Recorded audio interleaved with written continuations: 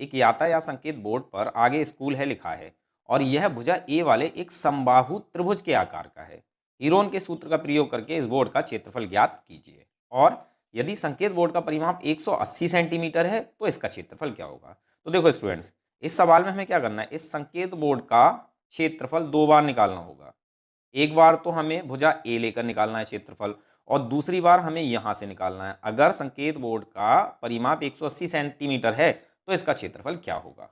तो चलो सवाल को सॉल्व करते हैं। सारी चीज़ें अच्छे से एक फिगर से समझाऊंगा, सवाल आपको पक्का समझ में आने वाला है। ठीक है, तो चलिए सवाल को शुरू करते हैं। देखिए स्टूडेंट, सवाल में हमसे कुछ इस तरह के एक यातायात संकेत बोर्ड की बात की जा रही है। यातायात संकेत बोर्ड क्या होता है, आपने रोड के किनारे बहुत सारे बोर्ड्स लगे हुए देखे होंगे और इन बोर्ड्स पर लिखा रहता है कृपया धीरे चलिए, आगे तीव्र मोड़ है। तो इसी प्रकार का ये एक यातायात संकेत बोर्ड है और इस पर लिखा है आगे स्कूल है। ठीक है, और ये संकेत बोर्ड एक समबाहु त्रिभुज के आकार का है। समबाहु त्रिभुज क्या होता है, जिसकी तीनों भुजाएं आपस में बराबर होती हैं। ठीक है, तो इस बोर्ड की तीनों भुजाएं हैं बराबर और सवाल में हमें इस बोर्ड की भुजा दे रखी है ए। अगर एक भुजा ए है तो दूसरी क्या होगी, ये भी ए होगी और तीसरी क्या होगी, ये भी ए होगी। ठीक है, तो इस तरह का एक यातायात संकेत बोर्ड है।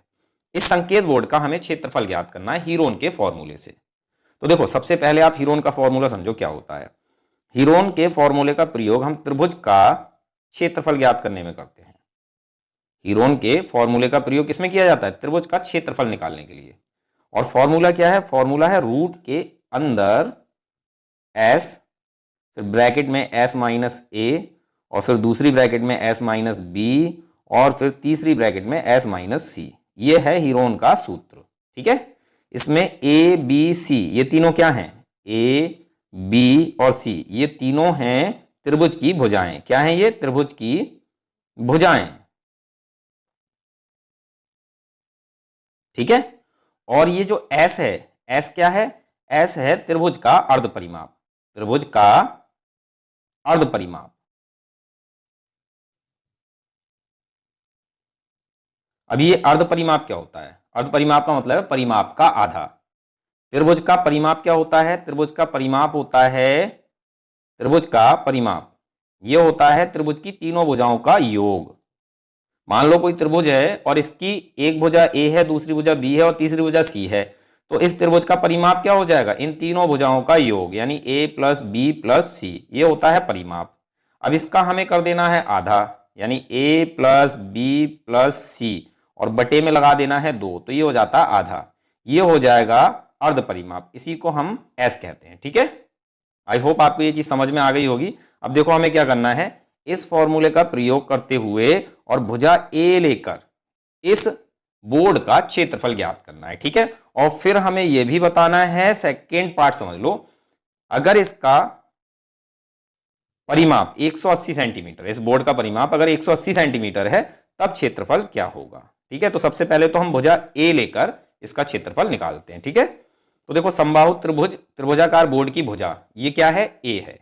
अगर एक भुजा ए है तो ये बोर्ड कैसा है, समबाहु त्रिभुज के आकार का है, तो इसकी तीनों भुजाएं ए हो जाएंगी। ठीक है, अब हमें इसका अर्ध परिमाप यानी एस चाहिए, तो एस कैसे मिलेगा, हमें परिमाप का हमें आधा करना है। त्रिभुज का परिमाप क्या होता है, तीनों भुजाओं का योग, और यहां पर भुजाएं तीनों क्या है, ए ए ए। ठीक है, तो ए प्लस ए ये हो जाता है इस बोर्ड का परिमाप, और इसका हम कर देते हैं आधा, यानी बटे में लगा देते हैं 2, तो ये हो जाता है अर्ध परिमाप। ठीक है, अब देखो ए प्लस ए ये कितना हो जाएगा, 1a 2a और 3a, ये हो जाएगा 3a और बटे में आ गया 2, तो ये हो जाता है अर्ध परिमाप यानी s। ठीक है, अब हम क्या करेंगे, हीरोन का सूत्र लगाएंगे और इस बोर्ड का क्षेत्रफल ज्ञात करेंगे। हीरोन के सूत्र से बोर्ड का क्षेत्रफल, फॉर्मूला हमने यहां लिख लिया, अब इसमें हमें मान रखने हैं केवल। ठीक है, तो रूट के अंदर s क्या है, 3a बटे 2, तो हमें s की जगह लिखना है 3a बटे में 2। ठीक है, फिर है हमारी ब्रैकेट, ब्रैकेट के अंदर है s माइनस ए, तो s क्या है, s है 3a बटे 2 और फिर माइनस ए, माइनस लगाएंगे, a क्या है, मैंने अभी अभी आपको समझाया है, a b c ये तीनों क्या है, त्रिभुज की तीनों भुजाएं। ठीक है, तो यहां पर जो हमारा बोर्ड है इसकी हर एक भुजा है a, तो यहां हमें a का मान a ही रखना है, ये हो जाती है पहली भुजा। ठीक है, फिर दूसरी ब्रैकेट है और दूसरी ब्रैकेट में s माइनस बी, तो s है 3a/2, फिर माइनस बी, माइनस लगाओ, b क्या है, b भी त्रिभुज की भुजा है, तो यहां पर दूसरी भुजा क्या होगी, ये भी हमारी a होगी। क्यों? क्योंकि बोर्ड समबाहु त्रिभुज के आकार का है, तीनों भुजाएं क्या हैं, a, ठीक है। आगे है तीसरी ब्रैकेट, तीसरी ब्रैकेट में है s माइनस सी, s क्या है 3a/2, फिर माइनस लगाएंगे, c क्या है, भुजा है जो कि है a, ठीक है। ये हमने मान रख लिए। अब हमें इसको सॉल्व कर लेना है, तो हमें बोर्ड का क्षेत्रफल मिल जाएगा, ठीक है। तो देखो रूट के अंदर 3a/2, तो 3a/2 को हम कुछ इस तरह से लिख सकते हैं, 3 और ब्रैकेट में a/2 लिख सकते हैं या नहीं, बिल्कुल लिख सकते हैं। अगर आप ये ब्रैकेट हटाओगे तो 3 से a की गुणा हो जाएगी, ये हो जाएगा 3a और बटे में हो जाएगा 2, तो हम 3a/2 को इस तरह से लिख सकते हैं, ठीक है। अब इसको सॉल्व करना है, तो देखो इसको सॉल्व करने का बहुत ही आसान तरीका है, 3a आप सेम लिखिए और आगे चिन्ह है माइनस का, तो माइनस लगाइए, फिर आप इस बटे वाली संख्या से इस a की गुणा कीजिए, यानी 2 गुणा a, तो ये हो जाएगा 2a और इन दोनों के बटे में आ जाएगा ये 2, ठीक है। इस तरह से हम इसको सॉल्व करेंगे। अब तीनों ही ब्रैकेट में सेम चीजें हैं, तो यहां पर भी सेम चीजें आएंगी, 3a माइनस 2a/2 और फिर 3a माइनस 2a/2। क्लियर? यहां तक समझ में आ गया। अब हमें क्या करना है, इन ब्रैकेट्स को सॉल्व करना है, तो देखो कैसे करेंगे हम। यहां हमारा है 3 और ब्रैकेट में a/2। अब देखो 3a में से 2a को घटाएंगे तो क्या बचेगा, 1a बचेगा, तो यहां लिखना है हमें 1a, एक साथ में नहीं लिखना है, ठीक है, हम केवल a लिखेंगे। बटे में है 2 तो बटे में आ जाएगा 2, तो इसको सॉल्व करके हमें क्या मिला, a/2।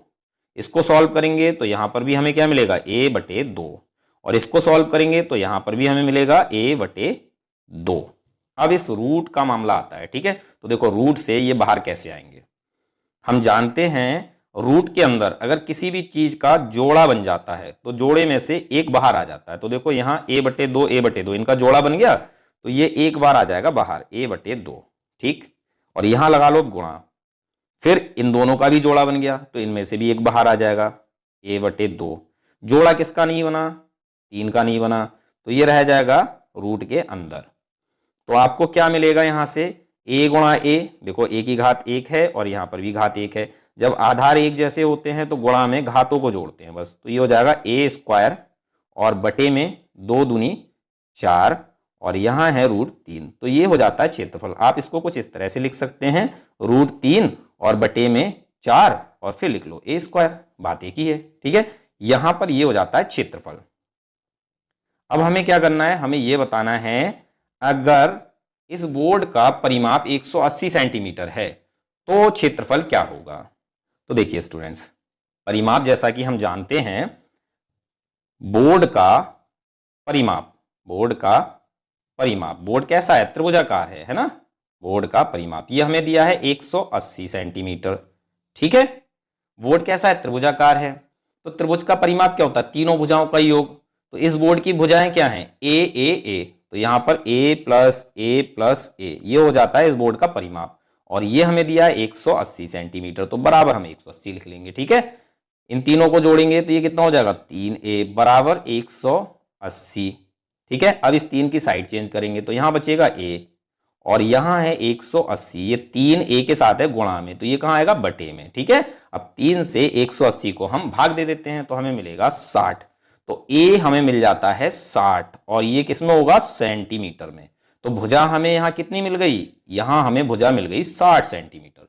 ये जो हमारा बोर्ड है इसकी हर एक भुजा है 60 सेंटीमीटर की, ठीक है। अब हमें क्या करना है, इस भुजा को लेकर क्षेत्रफल निकालना है। तो देखो हमने बोर्ड का क्षेत्रफल क्या निकाला है, हमने बोर्ड का क्षेत्रफल निकाला है √3 बटे में 4 और a², ठीक है। यही क्षेत्रफल हमें मिला है यहां पर, ये देखो ये रहा, ठीक है। अब हमें क्या करना है, a हमारे पास है 60 सेंटीमीटर, बस a का मान रखना है हमें। तो देखो √3 बटे 4 ये सेम रहेगा और फिर गुणा लगाकर आप a² यानी 60 का स्क्वायर लिख लीजिए। a का मान 60 रखेंगे, स्क्वायर है तो स्क्वायर लगा लेंगे, ठीक है। फिर हमें क्या मिलेगा, √3 और बटे में है 4, 60 की 60 से गुणा करना है, तो कितना हो जाएगा, गुणा लगाओ यहाँ पर, ये हो जाएगा 6 छंग 36, 3600 हो जाएगा। ठीक है, 4 से 36, 9 बार में कैंसिल होगा, और 2 जीरो हैं, 2 जीरो आ जाएंगे।